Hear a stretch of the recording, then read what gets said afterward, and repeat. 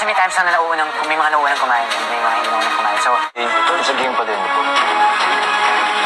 Tensyon about sa paubusan ng pagkain mas lalong uminit. Sagutan, may mangyayari kaya? Ating alamin. Weekly task nila mas lalong pinahirap ni Kuya. Magtagumpay kaya? Ating ibibigay ang prediction kung magtatagumpay nga ba sila kaya tapusin ang video. Magiging kaganapan ngayong araw sa PBB Celebrity Collab 2.0 edition. Ngayong November 1, 2025 ay ating ibibigay. Kaya bago ang lahat guys, nakikiusap pa ako. Road to 1,000 subscribers po tayo dahil lagi pa ako nag-a-update ng PBB 2.0 Collab oras-oras at araw-araw. Kaya subscribe na and pa-like, pa-share and pa-hit the notification bell. Maraming salamat. Bago ang lahat guys, ay happy Halloween sa lahat. At syempre mag-ingat kayo ngayong araw, maghapon. Ngayon ay pag-uusapan natin ang magiging kaganapan nga. Well, nakita nga natin na talaga namang tatapusin na nila ang kanilang weekly task at malalaman na kung talaga nagtagumpay sila. Dahil alam naman natin na mas pinahirap ni Kuya ang task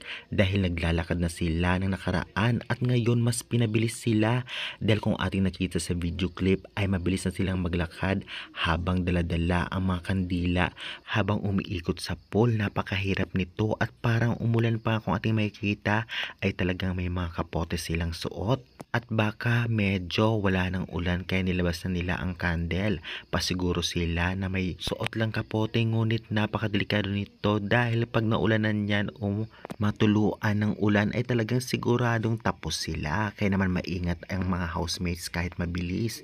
Kitang-kita naman na talaga namang kayang-kaya nila kahit sila na lang ang natitirang humahawak ng mga kandila para sa kanilang budget for the weeks. Kailangan nilang matagumpayan ito lalong-lalo pa marami nag-aaway tungkol sa pagkain. Well, sa tingin ko ay magtatagumpay sila kung ating mapapansin ay talaga namang marami pang kandila ang talagang nakasindi at inilalaban talaga nila para sa kanilang weekly budget habang ang iba naman ay nakasubaybay sa kanila upang sumuporta hanggang matapos ang weekly task na ito. Kaya para sa inyo guys, magtagumpay talaga at kaya sila, i-comment mo na yan sa baba.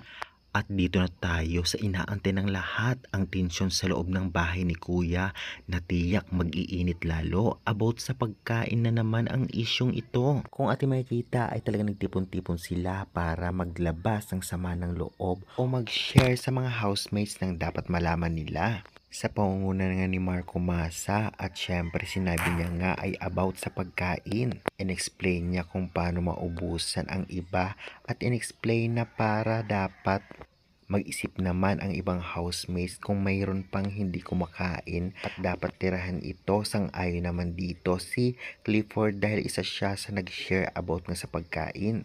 Nakikinig naman ang lahat ng housemates at syempre nag-share sila ng mga thoughts kung ano ang mga dapat gawin. Dahil alam naman natin nagka-issue na ito dahil naubusan nga si Marco Masa at si Caprice ng pagkain ngunit napalagpas lang ito at ngayon natural na i-share nila ang mga dapat gawin at kung ano ang tama sa mali na magtira kung hindi pa naman kumakain ang iba. Well, nag-umpisa ang tensyon dahil nga sa abangan na nakita natin ay nagsalita itong si Anton. Narito po at ating pakinggan. End of the day, sa game pa din.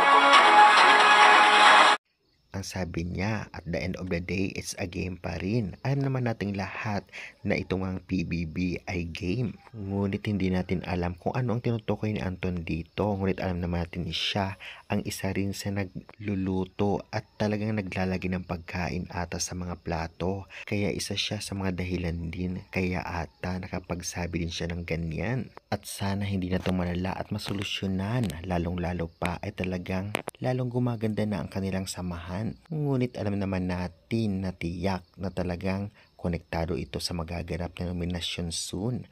Lalong-lalo pa, may mga issue agad about kay Carmel, dito kay Lee, at baka dito din kay Anton. Anong sa inyo guys? Sa tingin nyo, ano kaya ang ibig sabihin na sinabi nitong si Anton?